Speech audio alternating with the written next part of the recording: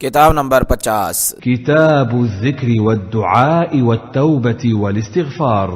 ذکر، دعا، توبہ اور استغفار کا بیان۔ باب نمبر 1، باب الحث على ذکر اللہ تعالی۔ ذکر الہی کی ترغیب۔ حدیث نمبر 6805۔ حدثنا قتيبة بن سعيد وزهير بن حرب واللفظ لقتيبة قال حدثنا جرير عن الأعمش عن أبي صالح عن أبي هريرة قال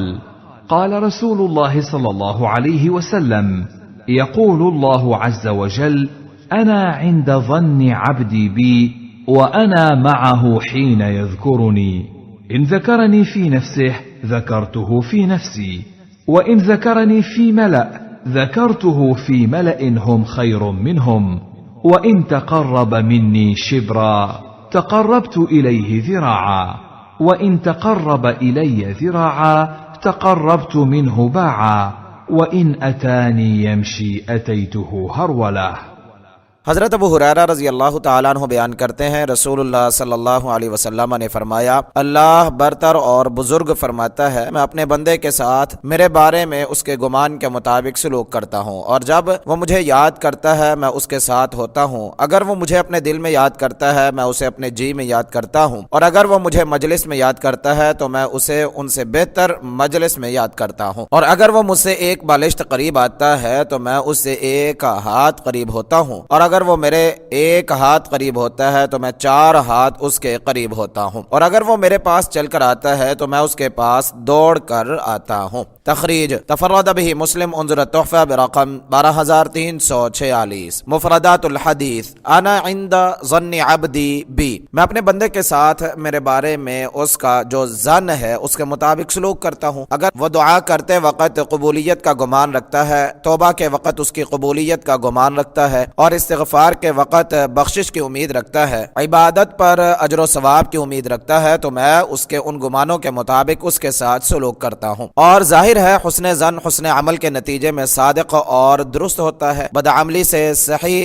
حسن ظن پیدا نہیں ہو سکتا۔ کاشتکار محنت و مشقت برداشت کر کے اچھی فصل کی امید رکھ سکتا ہے، گھر بیٹھ کر فصل کاشت کرنے کی امید نہیں رکھ سکتا۔ ایک طالب علم محنت و کوشش کر کے اچھے نمبروں کے حصول کی امید کر سکتا ہے، بد محنت اور کام چور ہو کر اچھے نمبروں کی امید نہیں رکھ سکتا۔ وَأَنَا مَعَهُ حِينَ يَذْكُرُنِي، جب وہ مجھے زبان سے، دل سے، عمل سے کسی بھی طرح یاد کرتا ہے تو میری رحمت و توفیق اور رہنمائی اور نگہداشت و نگہبانی اسے حاصل ہوتی ہے، اور جس مقصد کے لیے مجھے یاد کرتا ہے میں اسے پورا کرتا ہوں، اور میں اس کی پشت پر ہوتا ہوں، کیونکہ اس کے علم و احاطہ میں تو ہر انسان ہر وقت ہے، وہ کافر ہو یا مسلم، اس کو یاد کرے یا بھلائے، یاد کرنے پر رحمت، توفیق، رہنمائی اور نگہداشت حاصل ہوتی ہے۔ ان ذکرنی فی نفسی ذکرتہ فی نفسی، اگر وہ مجھے اپنے جی میں یاد کرتا ہے یعنی الگ تھلگ یاد کرتا ہے تو میں بھی اس کو اپنے طور پر الگ تھلگ یاد رکھتا ہوں، اس کی حفاظت و نگہداشت کرتا ہوں، اس کو اجر و ثواب دیتا ہوں۔ اس کا نفس اس خالق کی شان کے مطابق ہے اور انسان کا نفس اس کے مخلوق ہونے کے مطابق ہے، لیکن اس کی کیفیت و ماہیت کو جاننا ہمارے لیے ممکن نہیں ہے، نہ اس کی تعویل کی ضرورت ہے۔ ان ذکرنی فی ملائن، اگر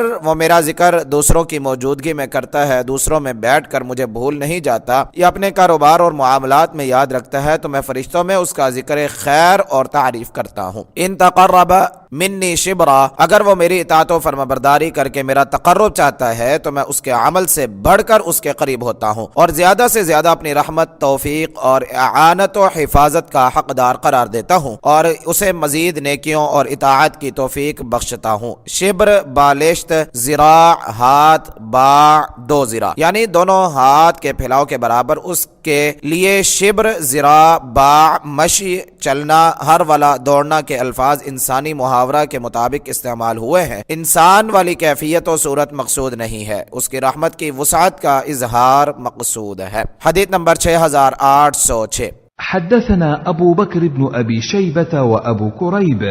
قال حدثنا أبو معاوية عن الأعمش بهذا الإسناد ولم يذكر وإن تقرب إلي ذراعا تقربت منه باعا۔ امام صاحب اپنے دو اور اساتذہ سے یہی حدیث بیان کرتے ہیں، اس میں یہ جملہ نہیں ہے اگر وہ ایک ذراع یعنی ہاتھ قریب آتا ہے تو میں اس سے 2 ہاتھ قریب ہوتا ہوں۔ تخریج اخرجہ مسلم فی صحیحہ فی الذکر والدعاء والتوبۃ والاستغفار باب فضل الذکر والدعاء والتقرب الی اللہ، حدیث نمبر 6773، والترمذی فی جامعہ فی الدعوات باب فی حسن الظن باللہ عز وجل، حدیث نمبر 3603، وابن ماجہ فی سننہ فی الادب باب فضل العمل، حدیث نمبر 3822، انظر التحفہ برقم 12505، حدیث نمبر 6807۔ حدثنا محمد بن رافع حدثنا عبد الرزاق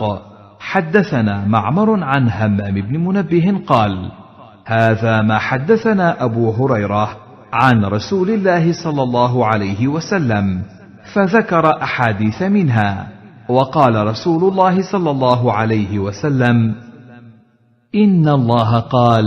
إذا تلقاني عبدي بشبر تلقيته بذراع،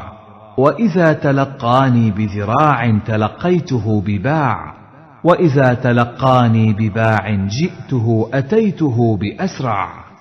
حضرت ابو ہریرہ رضی اللہ تعالی عنہ نے حمام بن منبہ رحمہ اللہ کو بہت سی احادیث سنائی، ان میں سے ایک یہ ہے کہ رسول اللہ صلی اللہ علیہ وسلم نے فرمایا، اللہ تعالیٰ کا فرمان ہے، جب میرا بندہ میری طرف ایک بالشت بڑھتا ہے تو میں اس کی طرف 2 بالشت یعنی 1 ہاتھ بڑھتا ہوں، اور جب وہ میری طرف 1 ہاتھ بڑھتا ہے تو میں اس کی طرف 4 ہاتھ بڑھتا ہوں، اور جب وہ میری طرف 2 ہاتھ بڑھتا ہے تو میں اس کی طرف اس سے زیادہ تیزی سے بڑھ کر آتا ہوں۔ تخریج تفرد به مسلم، انظر التحفہ برقم 14764۔ فائدہ، اس حدیث میں جئتہ آتیتہ باسرع، میں اس سے زیادہ تیز رفتاری سے بڑھ کر اس کے پاس آتا ہوں سے مذکورہ بالا حدیث کی وضاحت ہوتی ہے کہ اصل مقصود اس کے عمل کی قبولیت اور اس کا اپنا قرب بخشنا ہے، کہ میں اس کی نیکی و عبادت سے بڑھ کر اس پر اپنی رحمت کی بارش کرتا ہوں اور اپنی توفیق و اعانت سے سرفراز فرماتا ہوں، کیونکہ اس کی عمومی معیت تو ہر انسان کو ہر وقت حاصل ہے، اور اس حدیث میں تو خصوصی معیت مراد ہے جس کا مدار انسان کی نیک کرداری، اطاعت و فرما برداری پر ہے۔ حدیث نمبر 6808۔ حدثنا أمية بن بسطام العيشي حدثنا يزيد يعني بن زريع حدثنا روح بن القاسم عن العلاء عن أبيه عن أبي هريرة قال كان رسول الله صلى الله عليه وسلم يسير في طريق مكة، فمر على جبل يقال له جمدان، فقال سيروا هذا جمدان، سبق المفردون. قالوا وما المفردون يا رسول الله؟ قال الذاكرون الله كثيرا والذاكرات۔